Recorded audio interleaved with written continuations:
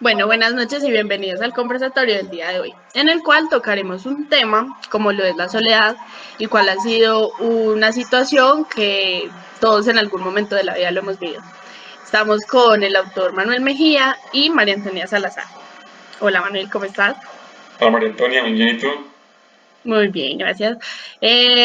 Bueno, empecemos. Cuéntanos por qué escogiste la soledad para este ensayo.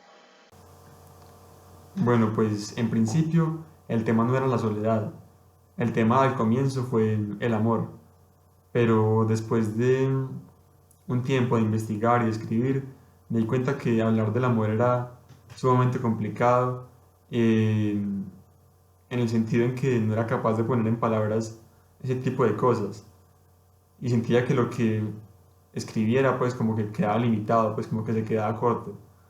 Entonces finalmente decidí hablar sobre la soledad y después me di cuenta que era más como hablar sobre el aislamiento, más que la soledad. Entiendo, no, obvio. Y según lo que se alcanza a leer en el ensayo, se comienza haciendo una introducción muy importante y es cómo ver en este momento de la pandemia cómo ha afectado y cómo siempre en realidad ha estado afectando la soledad en la vida de todo el mundo, ¿cierto? Allí se alcanza a ver que hay unas cifras considerables en Japón donde se cree que por tener tanta organización a veces se le pierde como sentido a la vida y comienzan a experimentar este fenómeno que se llama la soledad. Y también se ve reflejado como eh, por toda esta situación de aislamiento, de estar quietos, de cierto, de tomar, digamos, de cierta forma un descanso de la vida cotidiana y del corre-corre, se comienzan a elevar estas cifras y empieza a volverse un conflicto al punto de que este gobierno nipón tome una decisión de crear una figura pública como lo viene a hacer el ministro de la Soledad. ¿O qué piensas?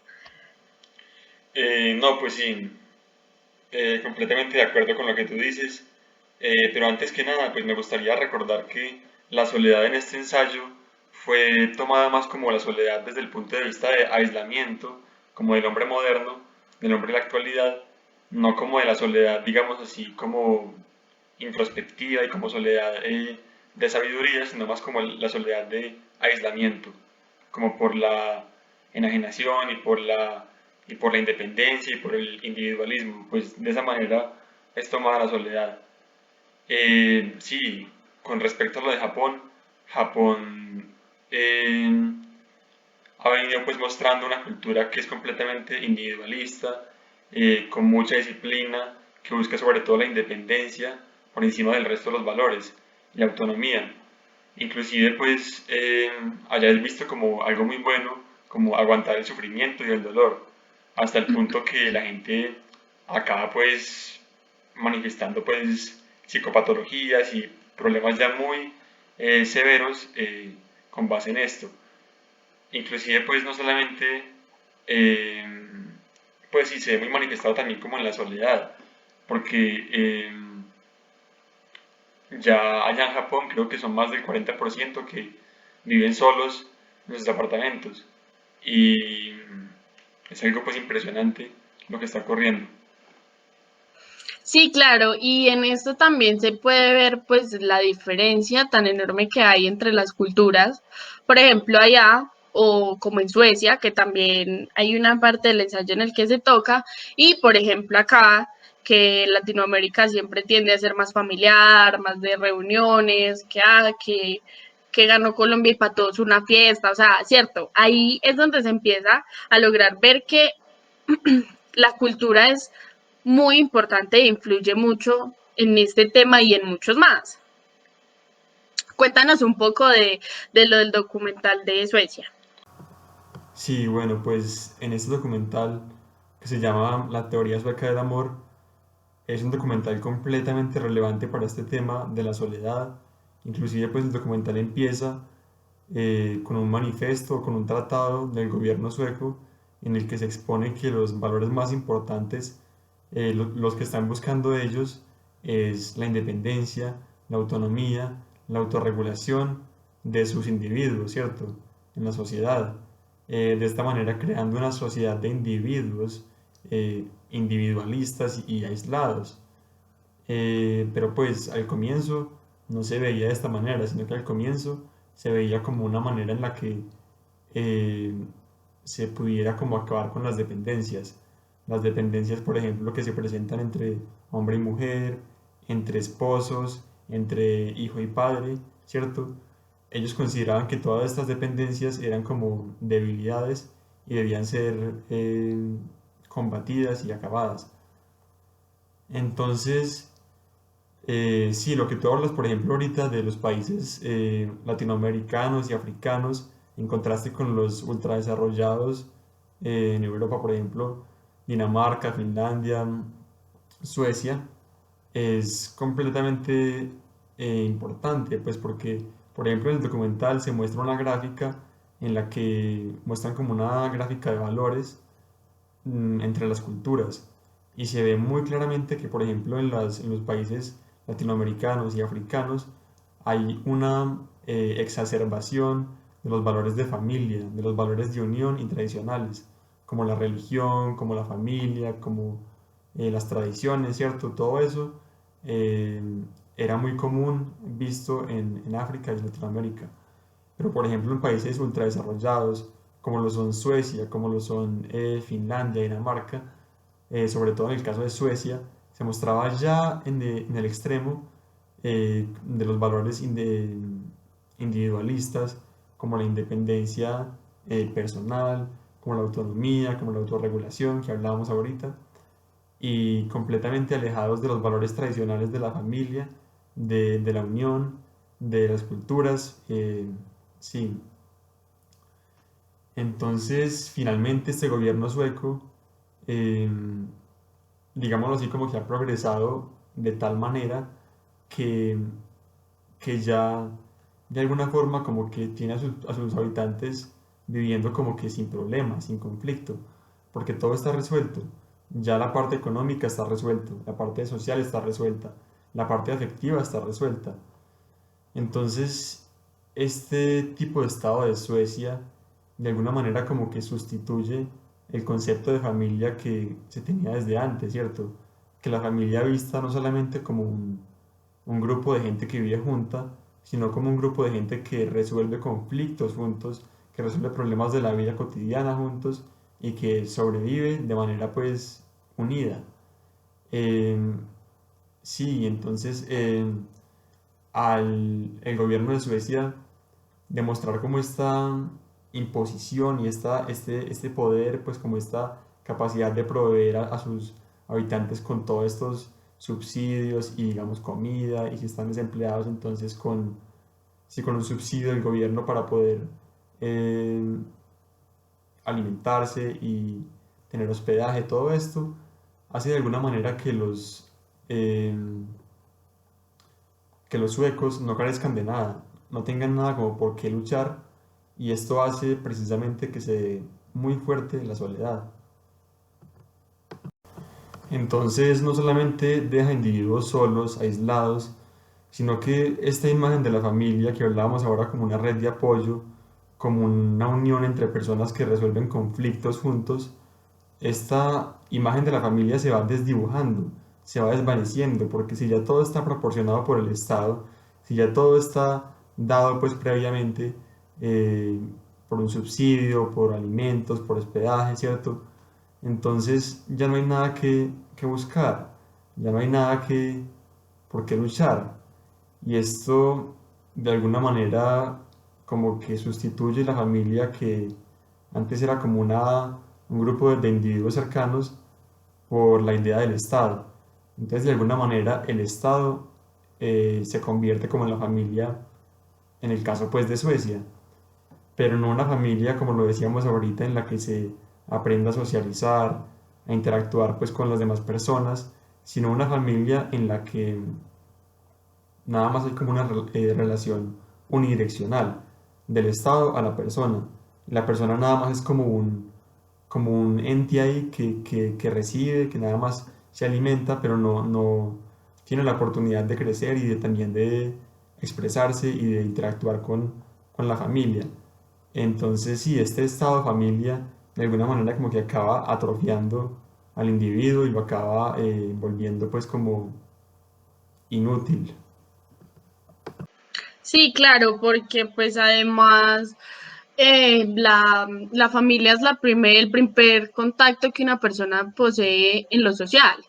Y ahí es donde uno empieza a vivir empieza a aprender a vivir en la sociedad, porque en últimas es aprender a convivir con el otro, que el otro no es igual a mí, aunque queramos, no somos iguales, no pensamos lo mismo, pero aún así eso logramos salir a flote y vivir juntos, convivir, ¿cierto? Y también, de cierta forma, lo que quiere hacer el gobierno de Suecia, por ejemplo, es bueno en algún modo, digamos hasta un punto, pero ya empieza a rayar con el límite de que la persona entonces ya no hace nada por su vida. Y entonces, ¿cuál vendría a ser el objetivo de la vida? Si no es alcanzar las metas, si no es, que tengo que trabajar porque quiero comer, porque quiero un hogar, porque me quiero un carro, por alguna cosa. No, porque es que ya todo lo tiene a la mano, entonces en últimas uno para qué termina haciendo las cosas. No, pues trabajar para qué.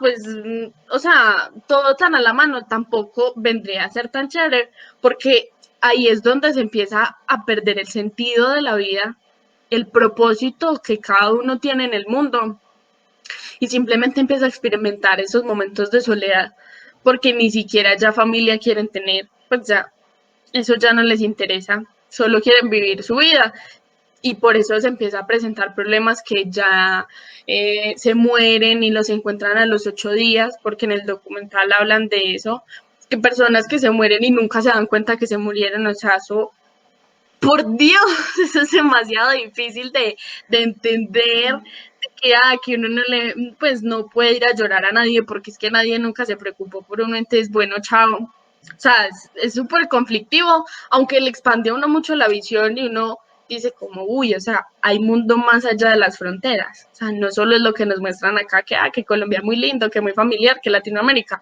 pero más allá de todo hay cosas totalmente diferentes que a veces a uno como que le queda hasta grande pensarlos.